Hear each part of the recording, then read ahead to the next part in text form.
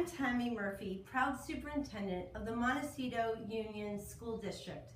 We're a K-6 elementary school located in Santa Barbara, California. That's in Southern California. I think the best part of the state where it's sunny almost every day of the year.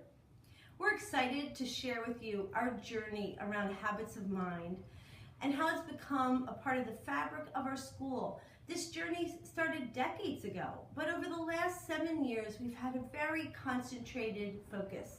I'm sure you're going to hear in this video today from our teachers and our students how Habits of Mind has really transformed the culture at Montecito Union and has transformed thinking and learning.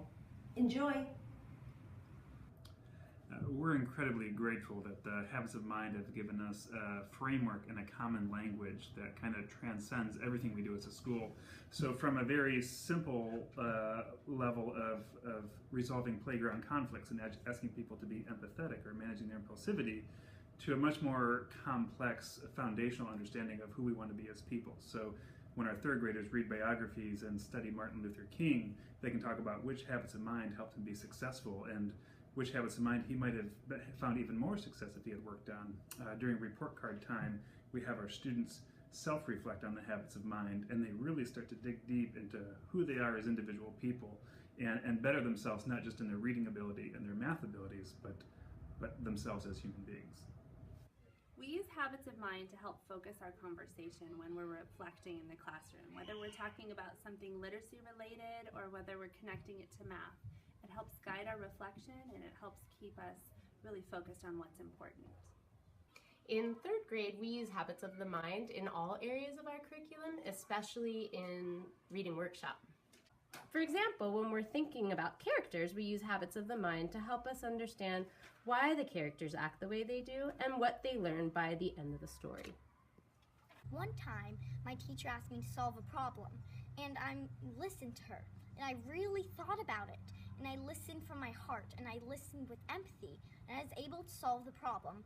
But other than that, I was able to delve deeper into it, and I was really able to understand and solve the problem in a way I couldn't if I hadn't used this habit of mind. Helps me be more insightful and more compassionate and more reflective as I work with the students throughout the day. My favorite habit of the mind is finding humor. Creating, imagining, and innovating. Is thinking flexibly and thinking about your thinking. Is finding humor and taking responsible risks. Having the habits of mind at my school has impacted me in so many ways. To me, habits of mind are goals. They give you something to work on. When I come to school in the morning and look at them, it sets an example for how my behavior should be. They also help me understand how people from different time periods felt during their experience. Remaining open to continuous learning has been a big factor in history for me. I love learning about history. It intrigues me so much and I am always open to learning more. These are just a few examples of the many ways the habits of mind can help your learning experience.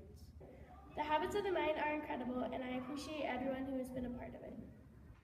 When working with the students in the science lab, it's incredible to see the ease at which the students are able to draw and call upon the habits of mind. I'm often asking students to approach an investigation like a scientist and approach a problem like an engineer. In each of these situations, it's evident that students are actively using the habits of mind. You can often overhear the students saying things like, "Come on, we can do this. We just have to be persistent," or "We have to think flexibly. What other ideas do you have?" When wrapping up a lesson, I'll often ask, what habits of mind did you use today that helped you to be successful in this task? Not only will students select a variety of the habits, but are quick to give specific evidence for how they applied that habit to be successful that day. Habits of the mind are important to learn because you can use them in many different ways. Habits of mind are really important in school and everyday life because they help you think outside of the box and help you think of other ways around everyday situations. I use a lot of habits of the mind inside and outside of school. Everyone speaks the same language and has consistent expectations. It really helps you understand the world around you. It really helps you just understand everything you're listening to and thinking about. They're also really important in social life because if you meet someone new and like you're in a situation where you have to talk to them, you have to think flexibly to see what you're going to say. Mustang Mix-Up is an opportunity for students to take responsible risks and develop new friendships during lunch. 6th grade student leaders wanted a way for all students to get to know each other, so they came up with this idea. They also help facilitate the activity. So, during lunch, students step outside of their comfort zones to sit and talk with others. They're all mixed up and put into different groups. Silly questions and conversation starters help get things going. They help you think on a grander scale of how to help other people and make the world a better place.